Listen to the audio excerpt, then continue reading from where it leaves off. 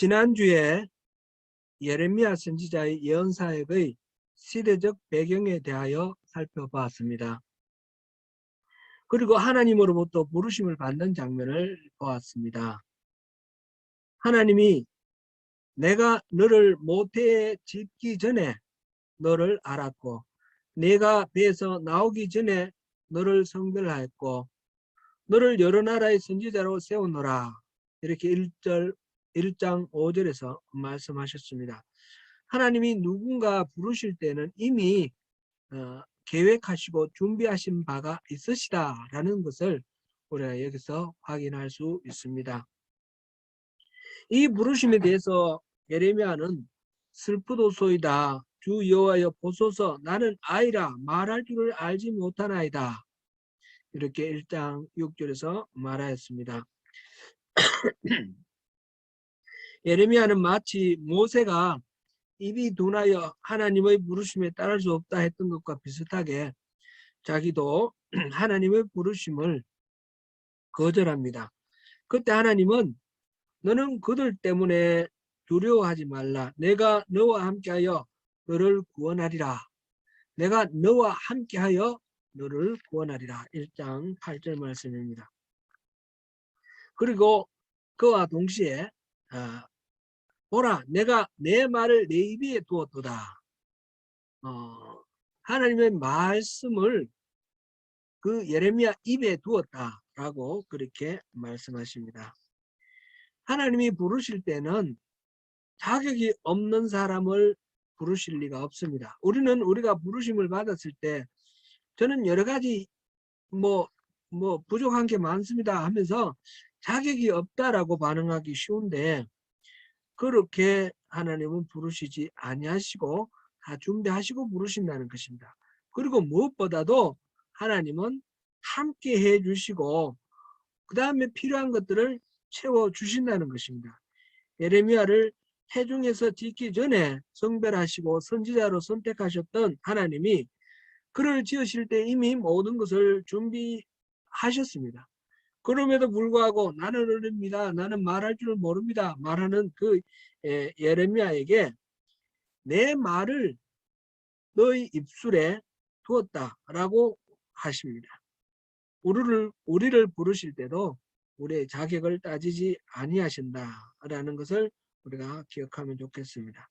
나의 관점에서 보는 나의 자격이 아니라 내가 너와 함께 하리라 너를 구원하리라 말씀하시면서 동행하시는 하나님을 보고 우리가 우리의 부르심에 순응하여야 할 것입니다.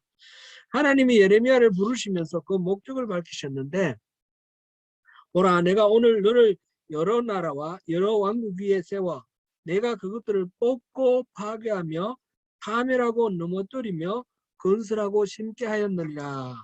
1장 10절 말씀입니다. 모든 것을 잘못되어 있고 부패하고 어그러진 모든 것들을 무너뜨려 버리고 그 자리에 새롭게 모든 것들을 세우겠다. 그렇게 말씀하십니다. 그것을 위해서 예레미야를 부르셨고 그것을 위해서 이스라엘 백성들에게 하나님의 심판을 선포하게 하신 것입니다. 오늘 그 하나님의 그 부르심에 관한 이 이야기, 하나님의 목적, 그리고 어떻게 그 심판을 하시는지, 심판의 이유는 뭔지 그런 것들을 오늘 같이 함께 살펴보겠습니다. 하나님은 예레미야를 선지자로 세우시면서 내가 너와 함께 하겠다라고 하는 말씀과 내 말을 내 입에 두었다라고 하는 말씀으로서 이 두려워하는 예레미야를 위로하시고 격려하셨습니다. 그리고 이와 동시에 두 가지 환상을 보여주시면서 흔들리지 않도록 그렇게 든든히 지원을 해주셨습니다. 두 가지 환상 중에 첫 번째는 1장 11절에서 12절에서 나오는 환상인데 하나님 뭔가 보여주시고 네가 무엇을 보느냐 그랬더니 예레미야가 예 살구나무 가지가 보입니다. 그렇게 말을 했죠. 살구나무 가지. 살구나무는 히브리 말로 샤케드입니다. 여러분 혹시 세번역 성경 갖고 계시면 거기에 주석이 세번역 성경에는 살구나무 가지 거기에다가 샤케드라고 그렇게 주석이 붙어 있습니다. 하나님이 잘 봐도다. 이는 내가 내 말을 지켜 그대로 이루려 함이라. 살구나무라는 말을 샤케드 이 발음이 중요한 것입니다. 그러면서 한번 보시기 바랍니다. 내가 내 말을 지켜 그대로 이루려 합니다. 이렇게 하였습니다. 하나님이 말씀을 지키셔서 그 말 이룬다. 그런 것이고 세번역으로 보면 내가 바로 보았다. 내가 한 말이 그대로 이루어지는 것을 내가 지켜보고 있다. 그렇게 하셨습니다. 여기서 지켜본다라는 말, 세번역에는 지켜본다 이렇게 됐고 우리 개정에서는 지켜라고 그렇게 번역되어 있는데 이 말은 원래 의미가 지켜본다라는 뜻이 더 정확하고요. 히브리 말로 발음이 쇼케드입니다. 쇼케드. 앞에서 무엇을 봤냐? 그러니까 샤케드를 봤습니다. 그러니까 내가 쇼케드 하겠다. 그렇게 말하는 거죠. 발음이 비슷한 말을 통해서 하나님이 살구나무를 보게 하신 것은 살구나무 자체가 의미가 있는 것이 아니라 내가 너를 통해서 하는 이 일들이 잘 이루어지는 것을 내가 반드시 지켜보고 있겠다라고 하는 그 하나님의 말씀을 살구나무로 보여주신 것입니다. 두 번째 환상은 13절부터 15절까지죠. 물이 끓는 솥이 북에서부터 넘쳐 흐르는 그런 환상입니다. 북방의 왕국들을 다 불러서 이 예루살렘에 재앙을 닥치게 하겠다. 그런 말씀입니다. 하나님은 단지 이스라엘의 하나님일 뿐만 아니라 모든 민족의 하나님이십니다. 북방 여러 나라들도 모두 하나님의 손에 있습니다. 하나님은 그 나라들을 활용하셔서 하나님의 백성 이스라엘의 죄악을 징계하는 도구로 활용하십니다. 사실 예레미야가 소명을 받던 해가 요시야 13년이라고 그랬는데 북방의 나라들이 어느 나라인지 분명하지 않습니다. 역사적으로 보았을 때 그 당시 제국을 만들고 혜성과 같이 나타난 바벨론이 그 역할을 감당을 합니다. 지난 시간에 우리가 잠깐 살펴보았는데 좀 복잡하셔서 잘 기억이 나실지 모르겠지만 느부갓네살의 아버지 나보폴라살, 바벨론의 그 첫 번째 왕, 바벨론은 이제 지역의 조그만 한 세력이었습니다. 그런데 이 나보폴라살이 아주 강대한 제국을 만듭니다. 그래서 아수르를 쫓아냈습니다. 그 메소포타미아 지역에서 아수르를 쫓아낸 그 해가 바로 이 요시야 13년하고 같은 626년입니다. 그때 예레미야가 바로 이 하나님의 부르심을 받고 선지 사역을 시작을 했는데 아직까지는 바벨론이 그렇게 부상되어 있지는 않죠. 이 바벨론이 앞으로 이 이스라엘의 재앙을 닥치게 할 그런 주된 나라가 될 것입니다. 그 외에 아람이나 암몬이나 이런 나라들도 다 함께 그렇게 바벨론의 그 지배를 받으면서 유다를 멸망시킵니다. 그렇지만 바벨론 역시 나중에 보면 이 북방의 나라들에 의해서 멸망을 당합니다. 이 예레미야 50장 3절, 9절, 41절, 51장 48절에 보면 바벨론이 북방의 나라들에 의해서 멸망당할 거다. 그런 예언을 이 예레미야가 하고 있는 것을 봅니다. 이때 이 북방이라는 것은 그러므로 꼭 동서남북의 나중에 여기 일치는 하지만 그런 의미에다가 추가로 어떤 초월적인 하나님이 예배하시는 그런 곳이라 그런 의미도 있습니다. 나중에 보면 하나님이 그 시온산을 말할 때 북방 이렇게도 말하기도 합니다. 그러니까 하나님의 어떤 통치를 위한 힘의 근원으로 사용하시는 곳이 북방입니다.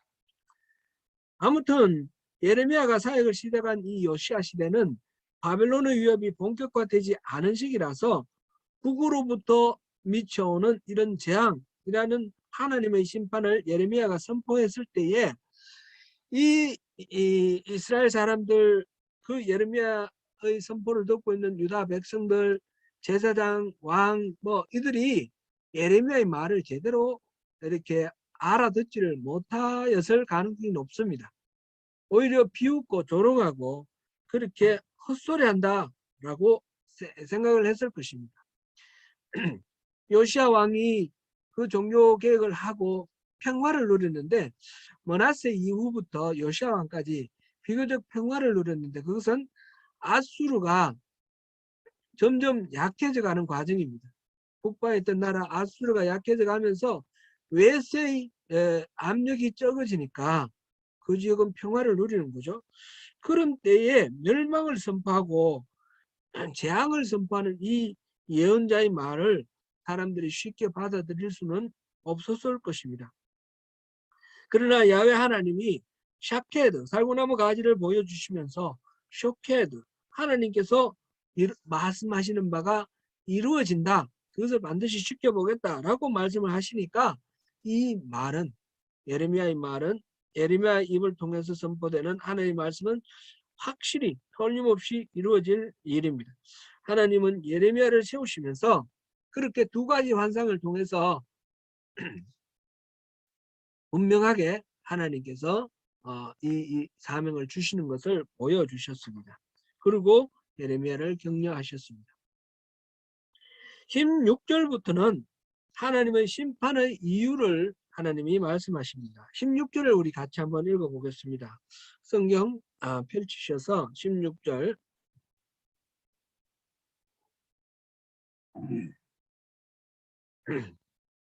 무리가 나를 버리고 다른 신들에게 분향하며 자기 손으로 만든 것들에 절하였은즉 내가 나의 심판을 그들에게 선고하여 그들의 모든 죄악을 징계하리라.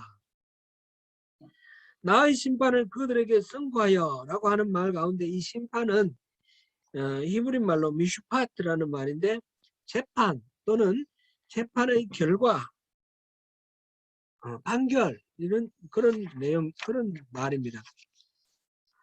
하나님이 하나님의 재판장에서 최종적으로 판결을 내리는 장면을 연상하게 하는데, 하나님이 판결을 내리는 대상은 이스라엘 사람이고 그 죄목은 다름 아니라 하나님을 버린 것입니다.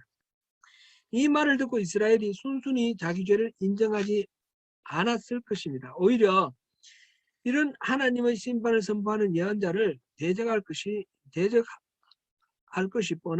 뻔합니다. 그러한 이스라엘을 바라보며 예레미야 선지자가 또 위축되고 또 물러날 가능성이 얼마든지 있습니다. 그래서 하나님은 앞에서 확실하게 격려를 해주시고 다져주셨죠. 말하자면 내가 너와 함께 하겠다. 넌 내 말을 내 입에 두었다. 그 말씀하셨고, 두 가지 환상을 통해서 확실히 하나님이 그 일을 이루어 가실 것을 이렇게 약속하셨습니다.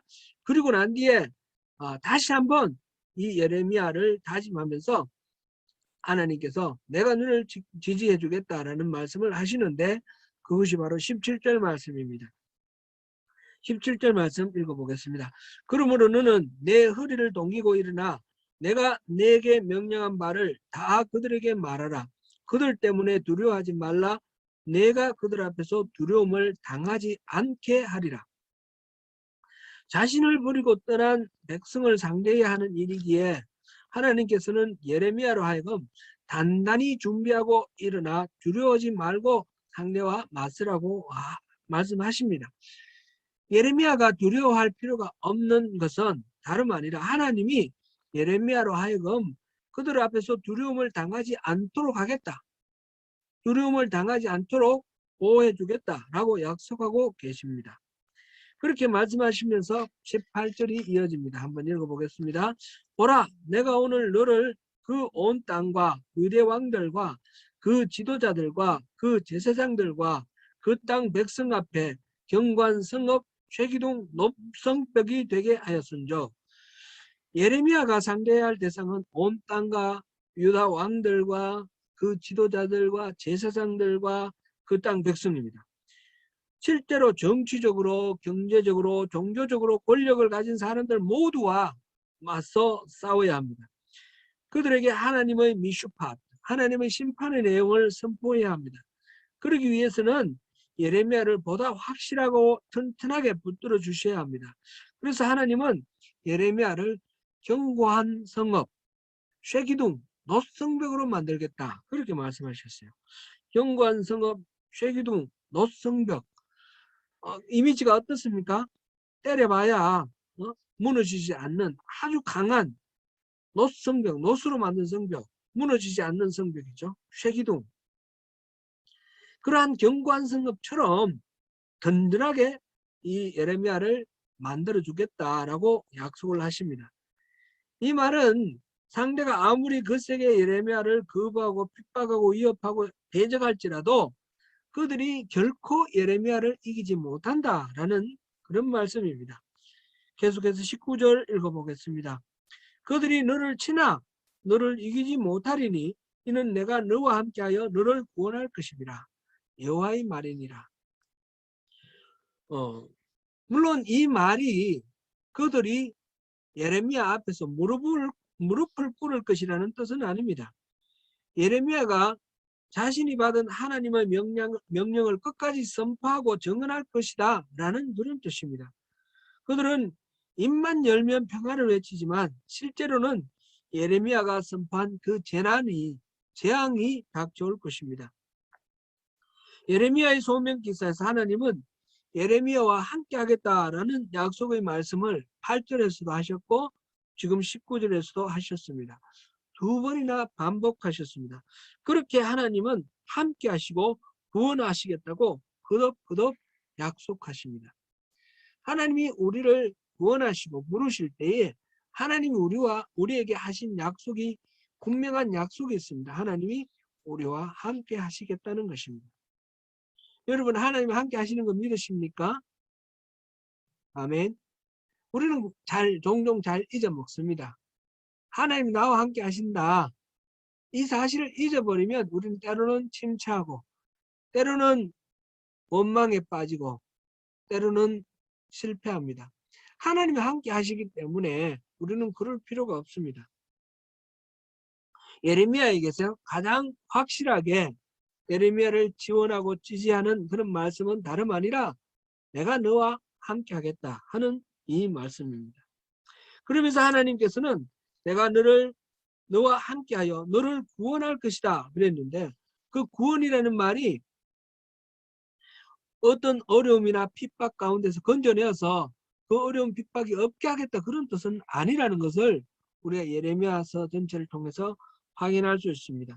하나님이 함께 하시기 때문에 그들이 예레미야를 괴롭히고 죽이려 함에도 불구하고 예레미야가 끝까지 하나님의 말씀을 전할 수 있도록 하나님이 도우셨다 그런 뜻입니다. 예레미야가 견고한 성읍 쇠기둥 노성벽이 되어서 사람들의 어떤 조롱이나 어떤 핍박에도 지지 않고 끝내 하나님 주신 그 부르심의 소명 그것을 다하고 하나님의 심판을 선포하는 그 일을 감당을 해내었습니다. 예레미야를 보면 하나님이 함께 하시는 은혜는 고난이 없어지도록 하시는 그런 은혜가 아니라 고난 가운데서도 그것을 넉넉히 감당하며 하나님이 주신 그 사명을 성취해내는 것이라는 사실을 우리가 알 수 있습니다. 이렇게 1장에서 내용은 예레미야를 부르시고 예레미야에게 흔들리지 않는 그런 견고한 확신이 서도록 위로하시고 격려하시고 붙드시는 그런 내용이었습니다. 이제 2장부터는 본격적으로 예레미야가 선포한 그 예언의 내용입니다. 하나님이 예레미야를 부르시면서 이 예언, 곧 하나님의 심판을 선포해야 하는 이유를 1장 16절에서 말씀하셨는데, 무리가 나를 버리고 라고 하였습니다.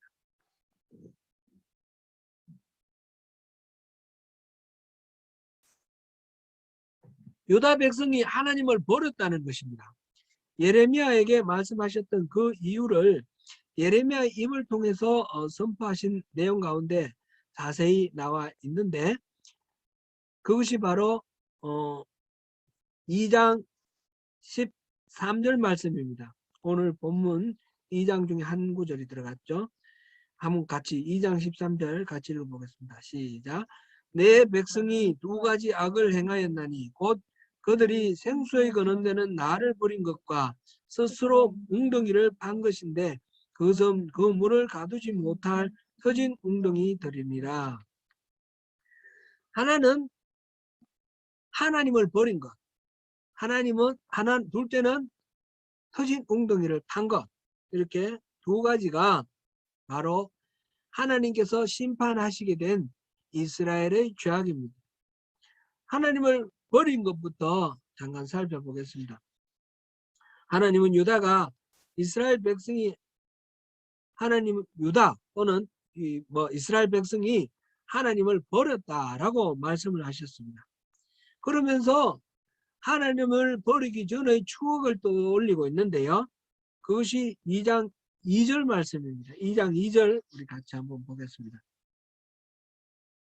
가서 예루살렘의 귀에 외칠지니라.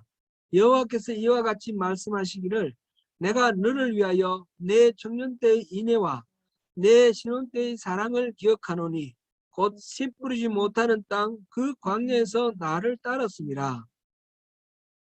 하나님이 추억으로 생각하는 것은 바로 그 사랑입니다. 청년 때의 인애, 신혼 때의 사랑.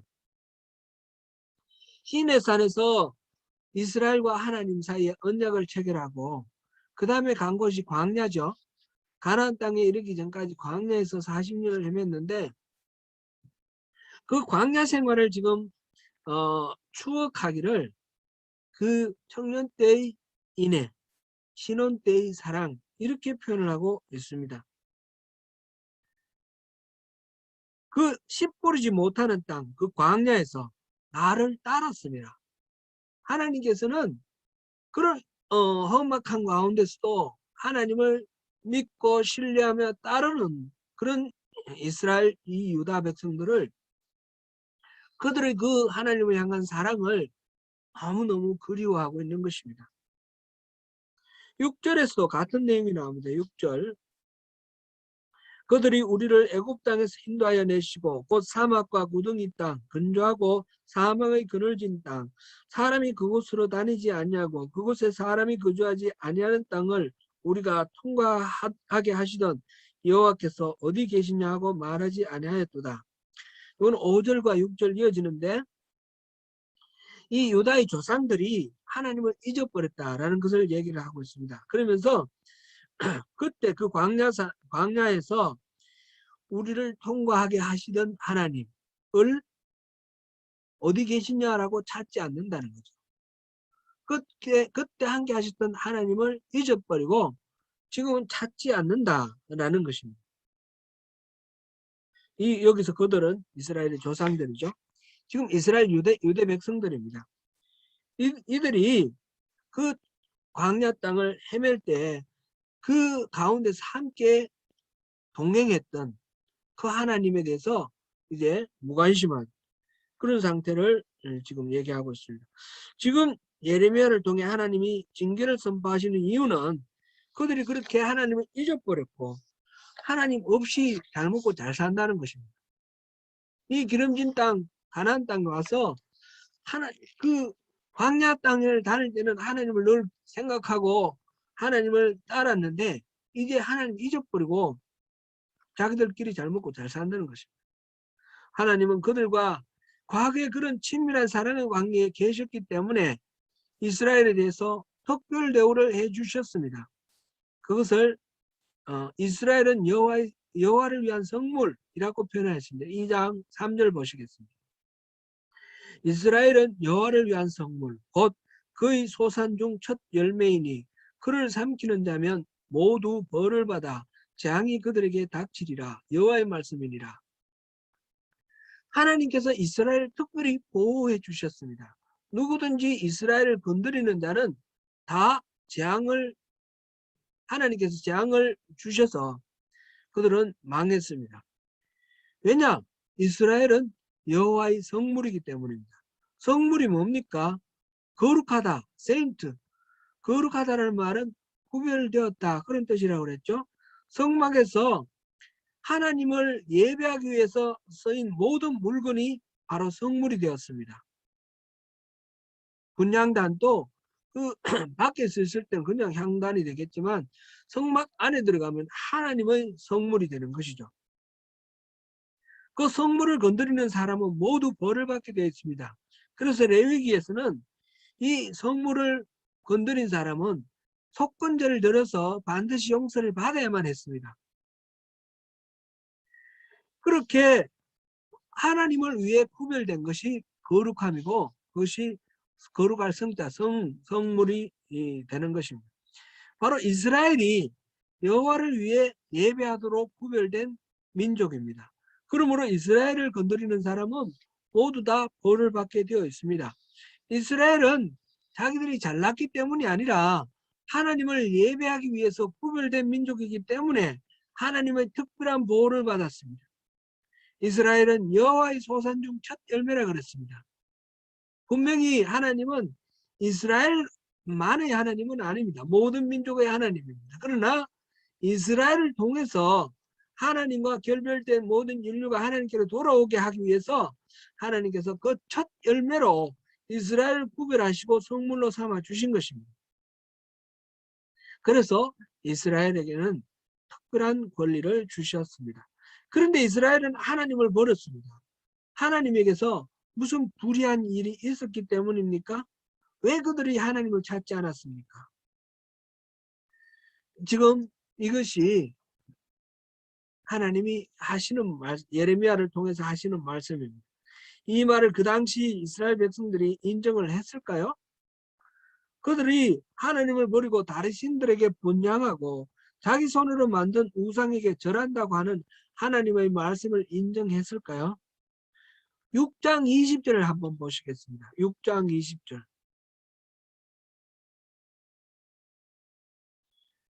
시바에서 유향과 먼 곳에서 향품을 내게로 가져오면 어찌함이냐. 나는 그들의 번제를 받지 아니하며 그들의 희생제물을 달게 여기지 않노라. 지금 하나님께서 하시는 말씀입니다. 그러니까 지금 이스라엘 사람들이 번제를 드렸습니까? 안 드렸습니까? 그들이 희생제물을 하나님께 바쳤습니까? 안 바쳤습니까? 분명히 번제를 드렸고 희생제물을 바쳤는데 안 받겠다는 것입니다. 그들은 또 말라기에 나오는 그런 것처럼 뭐 병든 소나 뭐 상처 입은 그런 짐승을 바친 게 아닙니다. 아주 살찐 소, 기름진 양을 하나님께 바쳤습니다. 그러면서 덧붙여서 시바에서 요향과 먼 곳에서 향품을 내게 가져왔다, 이렇게 말씀하셨어요. 시바는 그 솔로몬의 지혜를 듣기 위해서 찾아왔던 시바 여왕 기억하시죠?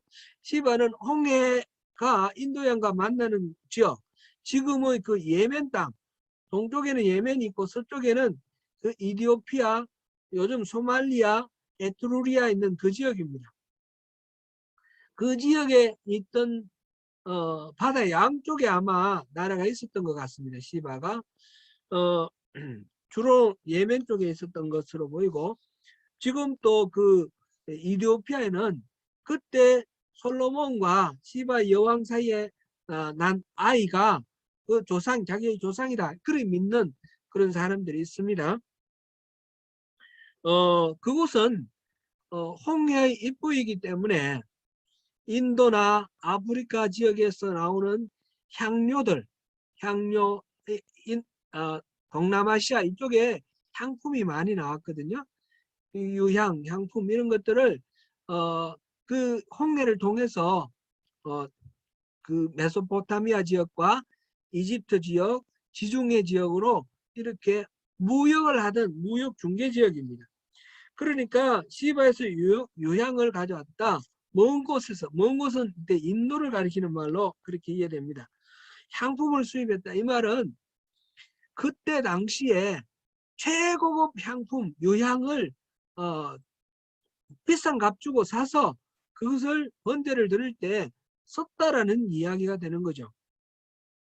제사를 할 때 이 유다 사람들이 하나님께 제사를 드릴 때에 그 유향과 향품, 비싼 것을 가지고 함께 제사를 드렸습니다.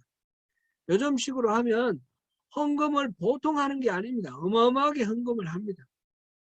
인색하지 않게. 그리고 정성을 들여서 그래서 짐승을 잡아 제사를 했습니다.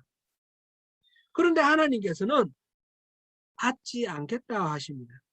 그들의 희생제물을 달게 여기지 않노라. 그 유향과 향품을 내게 가져오면 어찌미냐. 무슨 뜻으로 갖고 오냐. 내가 관심 없다. 그런 이야기를 하고 계시는 것입니다.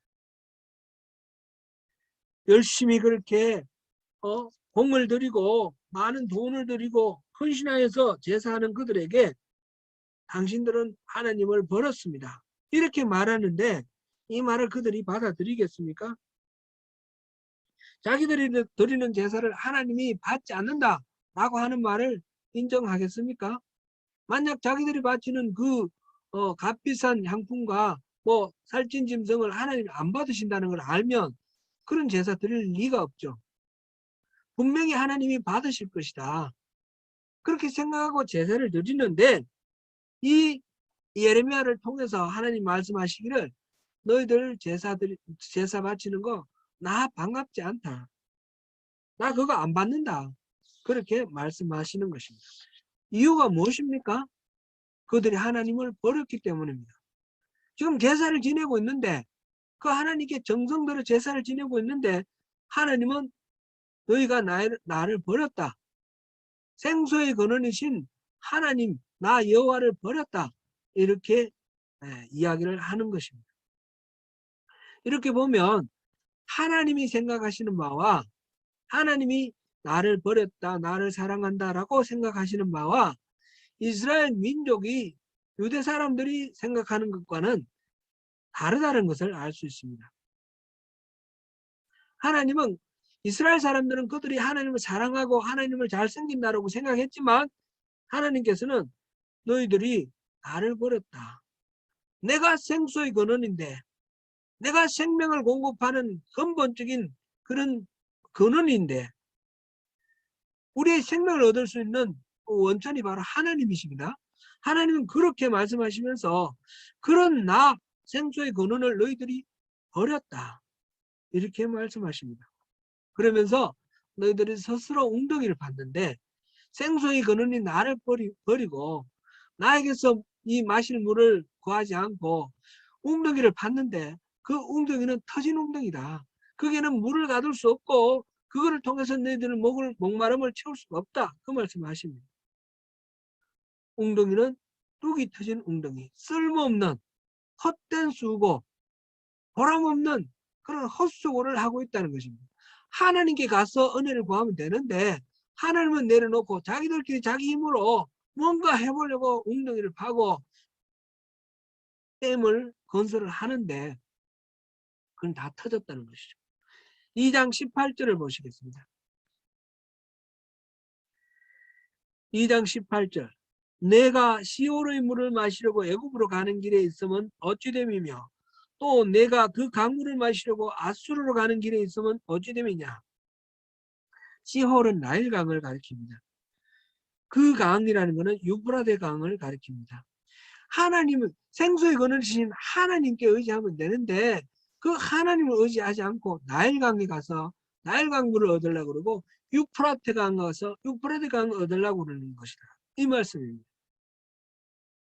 생수의 근원이신 하나님이 아니라 국력, 경제력, 군사력 그것으로서 풍요로워 보이는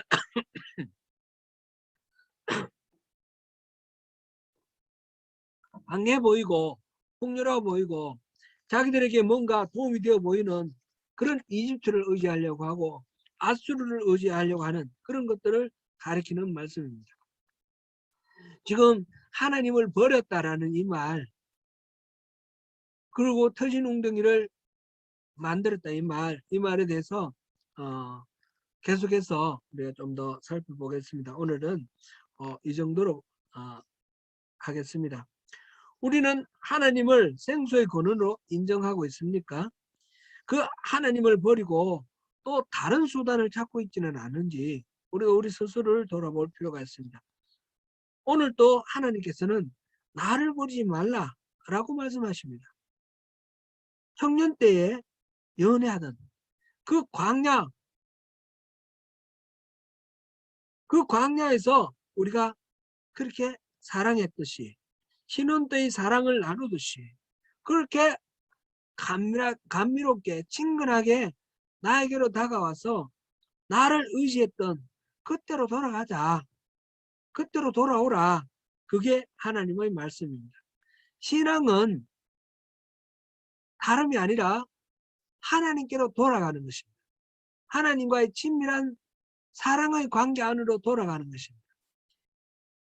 제사를 그럴듯하게 제사를 바치고 짐승을 잘 바치고 유향과 향품을 바치고 정성 들여 제사하는 그것이 핵심이 아니라는 것입니다. 우리가 주일 성수하고 헌금 열심히 하고 또 봉사 열심히 하고 이 신앙생활에서 나타나는 여러 가지 이 행동들은 모두 다 소중한 것입니다. 하나님을 향한 사랑의 표현입니다. 그러나 그것 없이도 하나님을 대한 사랑 없이도 자기가 착각 속에서 마치 하나님을 사랑하는 것인 것 같은 그런 착각을 하면서 자기 열심으로 제사 드리고 예배하고 이렇게 할 수도 있다라는 것을 오늘 이 본문의 말씀에서 우리가 깨달을 수 있습니다. 우리에게 가장 소중한 것은 생수의 근원이신 하나님을 찾는 것입니다. 생수의 근원이신 하나님을 버리고 터진 웅덩이를 만드는 것, 그런 것들은 정말 이 신앙이 헛된 신앙, 헤벨입니다. 헤벨. 헛된 신앙이 되는 것입니다. 오늘 생수의 근원인 나를 버리지 말라고 간절하게 부르시는 하나님의 음성을 들으시고 주님 앞에 한 걸음 더 나아가는 저와 여러분이 되시기를 축원합니다.